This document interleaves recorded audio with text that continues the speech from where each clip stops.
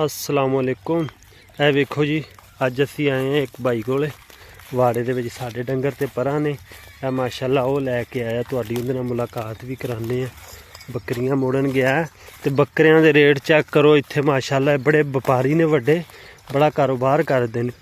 ਤੁਹਾਡੀ ਅੱਜ ਇਹਨਾਂ ਨਾਲ ਮੁਲਾਕਾਤ ਕਰਾਉਂਦੇ ਆ। ਤੇ ਇਹ ਵੇਖੋ ਮਾਸ਼ਾਅੱਲਾ, काफ़ी बेचने वाले भी ने।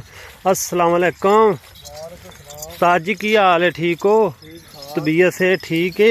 और सुनाओ कि बकरे शक्रे आज की बेच रहे हो कि नहीं?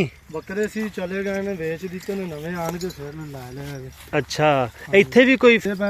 अच्छा, ते कित्थों तक अजकल बेच रहे हो? की रेट कित्थों तो लैके कित्थों तक जा रहे? 50,000 60,000 लाख।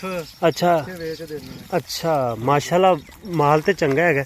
यह बकरा किन्ने दा है? बकरा तो सोहना है। ये बकरा आएगा को मेरे वेखने च 50,000 दा, 40,000 दा। अच्छा, यह बकरा किन्ने दा है जेड़ा? ये भी उन्ना रेट हैगा।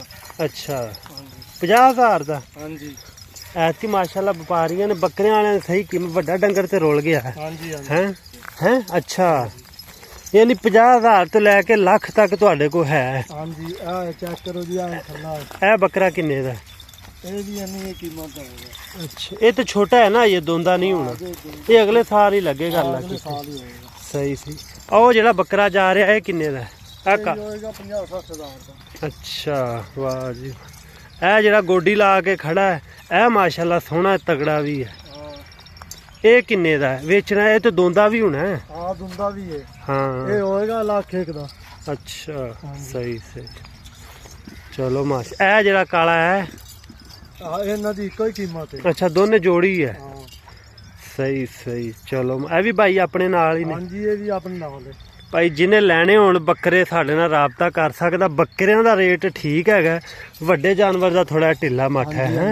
बच्चे नूं नहीं पुछदे क्योंकि बीमारी आई रही, ते कट्टे नूं भी पुछदे, ते बकरियां दा भी माशाल्लाह रेट ठीक है।